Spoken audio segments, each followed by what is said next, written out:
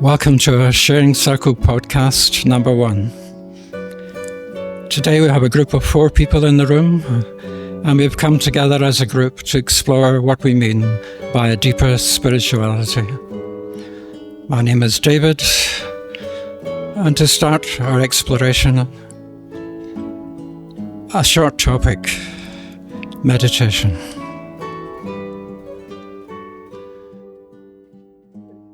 I think as a younger man, the word meditation would conjure up an image of the Buddha sitting in the lotus position.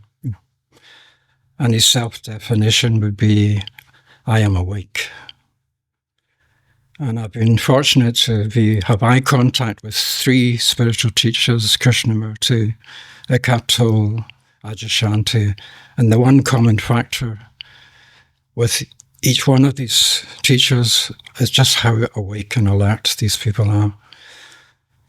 And the 2 essential ingredients of their meditation is to be relaxed and to be alert.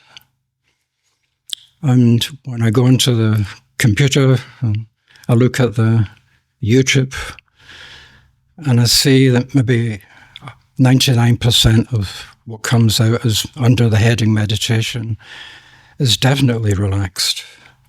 But 80% has nothing to do with being alert. It's more to do with being in imagination or actually being asleep.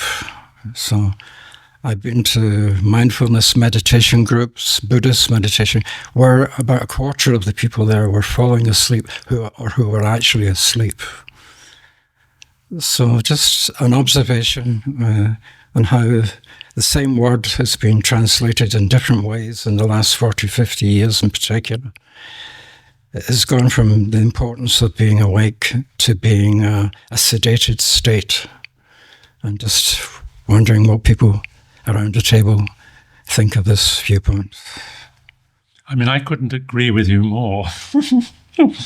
That for me, if ever I'm in the presence of somebody like that, it's the alertness and it's the ability to be present on all levels that is the thing that really gets, and the lightness that comes.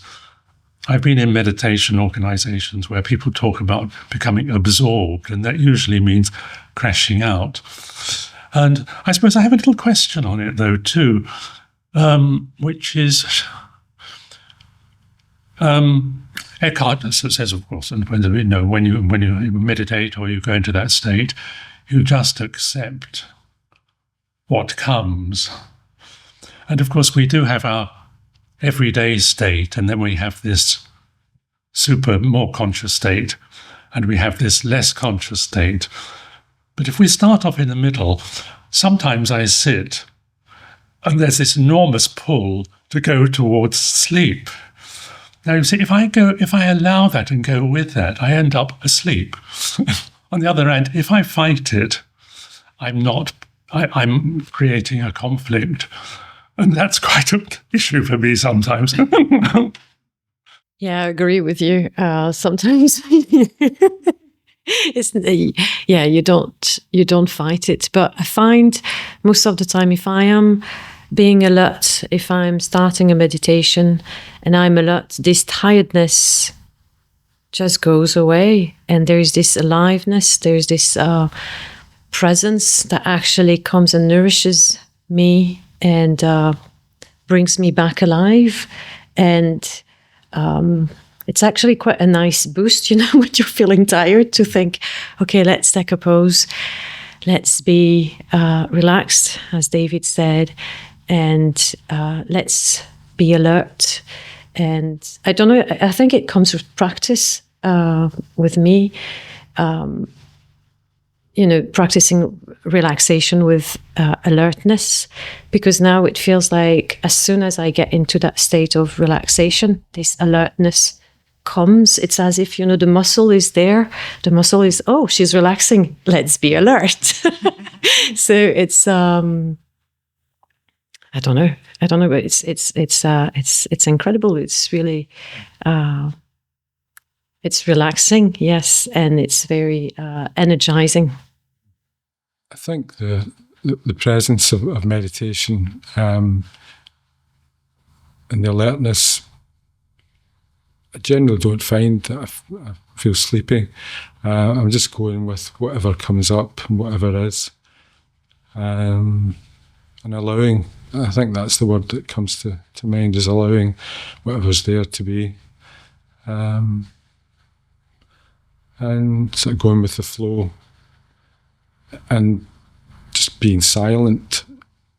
And of course, the mind often isn't silent, but I've noticed that after a while, there's just observation, and that's when I feel the depth of meditation, is when I'm just observing what's coming up and not doing anything.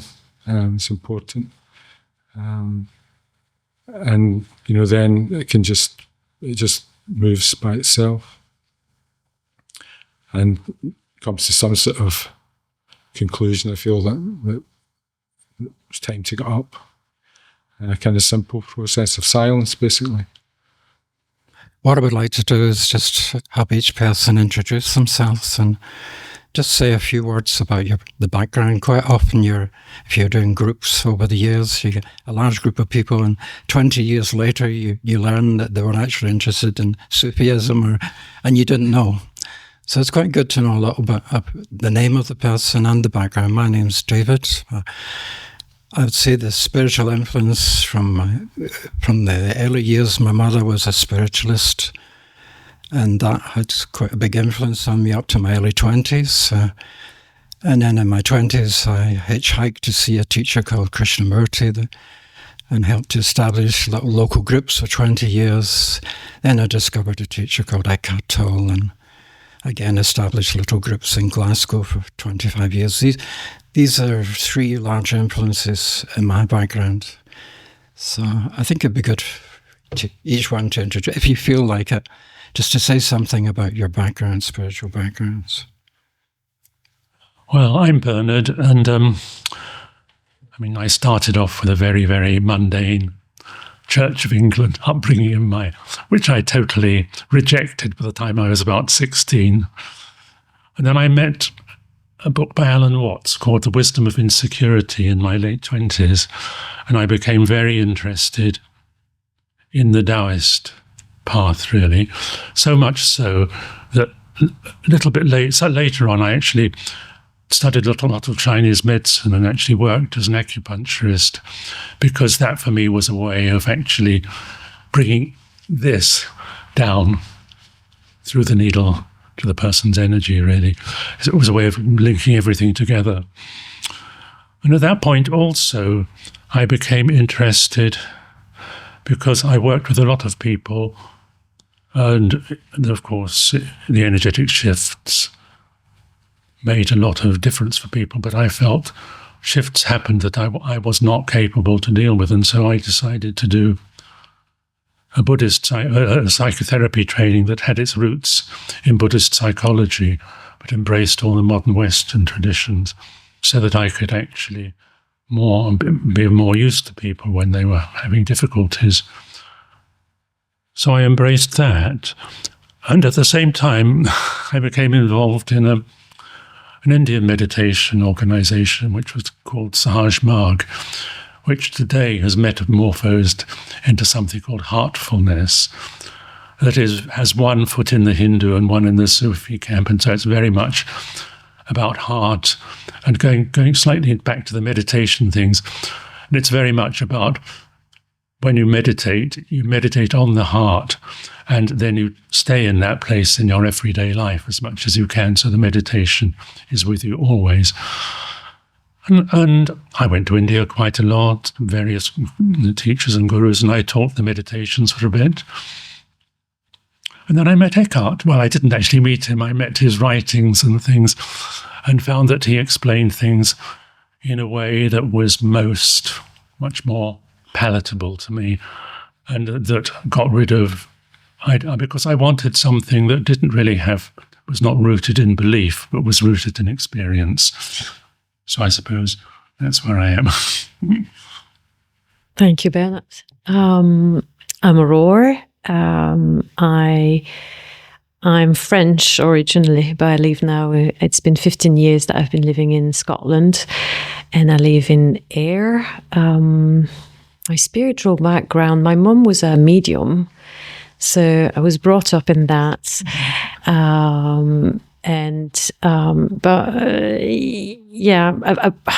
was a bit afraid of of spiritualism, not spirituality, but the way she was practicing, and things moving on its own in the house. And as a kid, I was not too sure. But I was quite opened, and I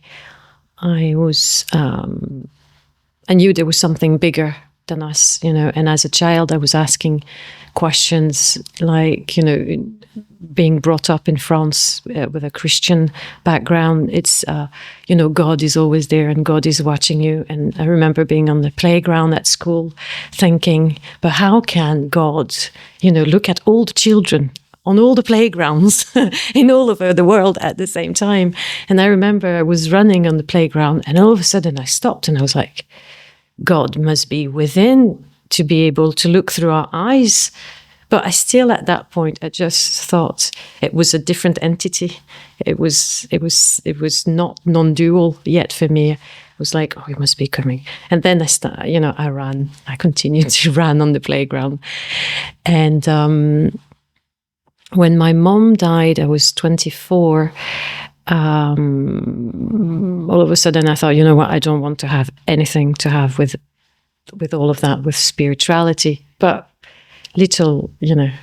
long said, I was in the book of the Tibetan Book of the Dead, and then I was reading Lao Tzu, but I was like, no, I'm not in all of that. But I was still reading, I was still interested, but at the same time, it was all internal, and I was refusing in the external, the spirituality, and I would say life challenges brought me back on the path, and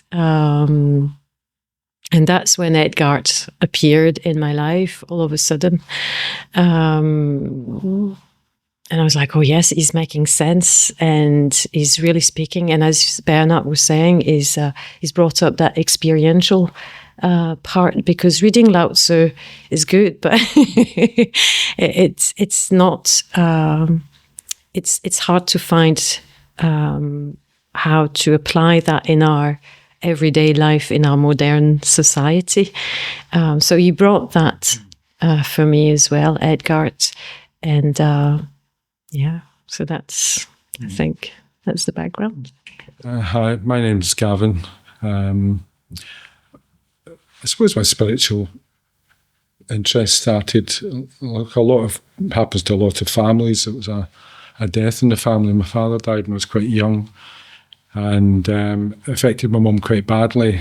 And that eventually led to me working in therapy in the NHS. Was a mental health practitioner, and on the way in that journey, Krishnamurti was quite an influence on me, and via actually the Tibetan Book of the Dead, that was the first, which you mentioned earlier, that was the first spiritual book apart from the Bible that I had read, and the Christian tradition, Sunday school, was quite a support for me in my early life, and kind of helped me to make sense of what happened to my dad and my mum. But also, as you were saying, Aurora, it pulls you back to think, well, what is God? Who is Jesus? What is behind all this? And unfortunately, the church doesn't give you a lot of answers, because they're quite traditionally couched. And they're not too couched in your own personal experience. So I found that reading widely helped with that, and eventually came across Buddhism and through Tibetan Buddhism, and I used to go and listen to Christian Rutty speaking when he was still alive. And that had a profound effect on me, and led to me, because he was interested in education, I eventually trained as a primary teacher, but decided that wasn't the path for me, and I got into therapy. And I came across Eckhart probably about 25 years ago, 30 years ago. And I found that his book, The Power of Now, was it kind of condensed a lot of what I'd already picked up, and is very clear. And I really thought he's going to have a big effect on culture generally, and that's what eventually happened, I think. And I think he's opened up a lot. He's opened up that area for a lot of people that might not might have been dissuaded from it. And I've found his book, his teaching is quite helpful. Thanks to everybody for letting me know what I didn't know about their backgrounds. I think one of the common themes here is the importance of direct experience. And any younger people listen to this, question everything you hear, and make sure you get to the point where you discover for yourself. I think I'll ask Aurora. She's got a list of questions there. Maybe we could hear one of these good questions. So actually, the question came because last night a challenge arose. And because I was, before we came to the podcast, you asked me to, if I could think of good questions. And I thought, the good questions will come. And so I opened to the good questions, and they came as a challenge. And I was like, yes, this is a very typical, isn't it? So as a mother of 2 teenage boys, I do ask myself how I can, support them, guide them without without the identification of being a mother, but still being present for them and still being nurturing and but at the same time not having that hat of being their mother. And I find that a little bit difficult. So I guess my question is something along the lines of what is it to be a conscious parent? And I was wondering last night, is it needed when you first have, your first child? Do you need to identify as a parent, as a mother, as a father, to be able to look after, that child? Or can you bypass that identification, from the start? I'm not from the start. They're teenagers, but I'm still wondering, how can I be present and not identify with the role of being a mother? I suppose I don't have children, but imagine you just be yourself as you've always been, and as you say, presence is a universal quality. It doesn't belong to anybody, and I suppose a difficulty with children is that they identify you as you're the mother, or it could be that they would want guidance or expect it in a certain way. But as you say, you don't have to be in society's expectations of that role, whatever that would be. And I would guess that you actually are not identified too much with that societal role. But I'm picking up or wondering if there's an anxiety about being that way. with your children. I think it's a wider thing about who are we, what's our identity, because it's the topic of the moment. Identity, politics, identity, everything else. But that's kind of the essence of spirituality. It's recognising we're identifying with everything rather than just being in this world, in this universe, in relationship with each other, without labels. We apply the labels ourselves, or society indoctrinates us with them unconsciously. We pick them up. And I think going forward, children are probably being more aware than previous generations about those strictures of society, and more critical of them and less willing to go along with them, which is a good thing. I suppose that then you could dialogue with them around those issues if they come up. One of the teachers I went to see in London, he's called Muji, and he's great fun, great sense of humour.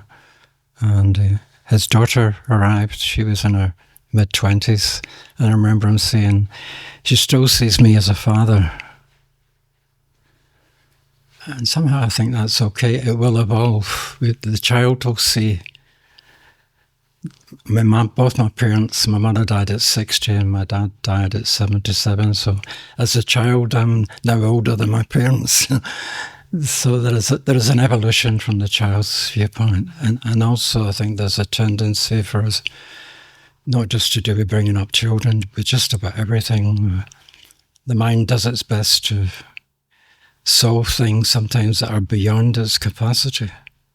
And just getting to that point where you see that it's beyond the capacity of the mind, then something new comes in. But the child has the ability to sense presence. It's natural. And I think that it will expand, And if a world-class teacher like Muji still has a daughter at 25 who sees him as a dad. So it just seems to be part of the course.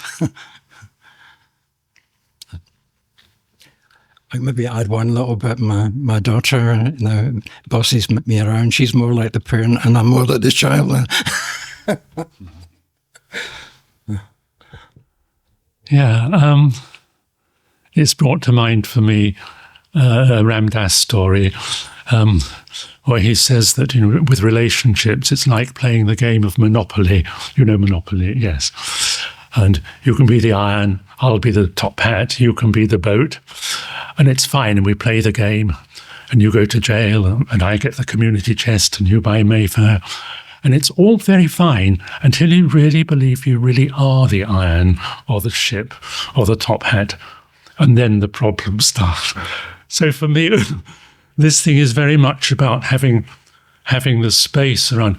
We can't operate, as far as I can see, for any length of time out with the dualistic world, because that's where we are. And so it's a given, really. But if the more we can stand outside that or be in our hearts and allow things to be the way they are, and know that if we can move into these roles when we feel we need to. I mean, I have a 40-year-old daughter, and occasionally I still feel I have to move into the role of being father, but I know I'm doing it, and then I come out of it again. So, and to thinking about children, I remember that I went to a big meditation seminar in Denmark years ago when my daughter was not very old, about 8 or 9, and she came with me. And the guru had a house, came and stayed in this house, and there was this big sort of swing outside the house, and there were several children there, and they would all play on this swing. And the guru would often be in the house. And I always remember my daughter saying to me, when I sit on that swing, I can feel as though there's a huge cushion around this house. So she was picking up on the energy and no idea what it was. So yes, they do pick it up, don't they? Yeah. But It's not easy being a parent. I'm Irfan, and I began meditation when I was 18. I was at medical school at the time in Edinburgh, and I found a copy of the Upanishads in a second-hand bookshop and sat with a picture of Krishna and a candle and an incense stick burning, and sat on the floor, and I just thought, God is within me, so I'm going to find God. So I just sat there and nothing happened. Today, when I sit in meditation again, nothing happens. There's no particular experience. There's just allowing everything to be as it is. I practice just sitting, and when I came back to this practice of just being, it very much reminded me of my first innocent attempts at meditation. Between being 18 and now I'm 50, I've pursued many different spiritual paths. I've long been very drawn towards Hinduism. I'm of an Indian background, and I see Hinduism as the cultural matrix of India rather than as a specific religion. I've also explored Sufism, and I was raised as a Christian, so I'm familiar with that tradition as well.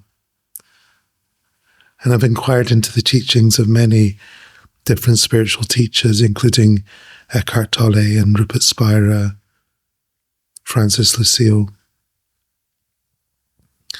But it was really a meeting with the teaching of Ramana Maharshi that turned my life inside out and upside down. When I first read his teachings when I was 29, I immediately recognized what he was talking about. And since then, my life has been about trying to stay aligned with that thread of awareness, of consciousness. So that's something of my spiritual background. I was wondering what changes people have seen in spirituality and spiritual seeking and the teaching of spirituality in the last, 50 years, say, for example. We've lived through a great time of social change, and it seems to me that the way that the teaching is coming to us is changing. I think this is one of the changes already, the podcast. And I have been quite an avid listener to Edgar Tolle's podcast as well. I think with, I can't remember, I'm bad with names. Her name, the American woman. Anyway, so I've listened to a lot of podcasts, and I think that's a great way of bringing spirituality nowadays. But again, it brings it back always to, I think the spirituality will find you no matter what. I'm speaking from my own experience. It's because of the challenges that I was going through. For some reason, Edgar, arrived on my lap, I would say. The books, the YouTube videos, the people talking. All of a sudden, people around me were talking about Edgar. So the teachings they come to us no matter what. And I think that's the magic of it. Even when you are ready, the teachings come to you. You either find a group, you either find a book, but something comes along the way when the time is right. And I think that one of the things Eckhart says sometimes, I agree with you that it finds you, but he also says, if you seek, you can't. It's very difficult to find if you're seeking. Things do come and tap you on the shoulder. It's a strange process. I remember when I was in my early teens, as I started to want to find some answers to things, and the library seemed the best place to go. And I found a Buddhist book, and then I found about 10 Krishnamurti's books that someone had donated. And it felt very, because when I first read the first passage from Krishnamurti, it immediately was transformative for me. It's just a strange thing that someone in a town in Scotland had donated all these books from quite an obscure teacher, and it's in my local library. And I really didn't go to libraries much. So as you say, there was a kind of opening to something, and something arrived. And, you could say that's luck, but it's also part of the movement of life, I think. Just on the same theme, quite an unusual comment from the Maharishi, who was a spiritual teacher of the Beatles. He would ask the students how their meditation practice was going and was it developing, and when they told him the long-winded answers, his reply was, no, I mean synchronicities. Are you being supported by synchronicities? I haven't heard that before, but he was looking at that as a sign of life was supporting you. Yeah. So we've come near the end of our podcast for today. We're going to have a little poem, if I haven't thrown it too quickly onto Bernard. Struggling to get the poem out of the pocket or the glasses. The poem's by an author called Steve Taylor, whom Gavin and I have met a few times, and we've been for a meal. He's a friend. And his books, if you're beginning on the path of spirituality, Steve's books are great, particularly his poetry books. And I like the way Bernard reads his poem. He knows there's a bit of mischief in it, and that's good. The tidy family scoff at the scruffy family across the road. They're so lazy. They live like pigs. And the scruffy families scoff back at them. They're so neurotic, their priorities are all wrong. We've got more important things to do with our time than just running around vacuuming and wiping surfaces clean. The slim woman scoffs at the fat woman next door but one. She's just a slob. She has no self-discipline. And the fat woman mutters back under her breath, she's so vain and so uptight and doesn't know how to enjoy herself. The rich people complain about the poor. It's all their own fault. They don't work hard enough. And the poor people snipe back at them, privileged posh fools. They don't know what real life is like. The social activists shake their heads at the spiritual seekers. How can they be so narcissistic? They just ignore the world and try to change themselves. And secretly, because they know they're not supposed to, the seekers shake their heads back at them. How can they be so deluded? They just ignore their inner life and try to change the world. And so everyone believes they're superior to one another, and everyone passes judgment on each other, and everybody is unhappy with each other, and especially with themselves. Thank you, Bernard. That was great. We'll just finish up with a little... it's a book and a book review or a book recommendation, maybe more accurate, I think. The book is called Reality by Peter Kingsley. It's really a history, a lost history of Western spirituality. And the teacher, some of you will know Adyashanti, he has recorded a podcast interview with the author, Peter Kingsley, about this book, and you can find it on YouTube. Reality. On the back cover of the book is a quotation from the spiritual teacher Eckhart Tolle, which ends with the words, "To understand this book is to be transformed." If I could just add my own experience, read the book at least twice. The second time I read the book, I realised I'd missed about 80% of the book. is extremely deep, and he's an author really worth exploring. It's particularly if you've been reading this literature, a spiritual literature, for many years.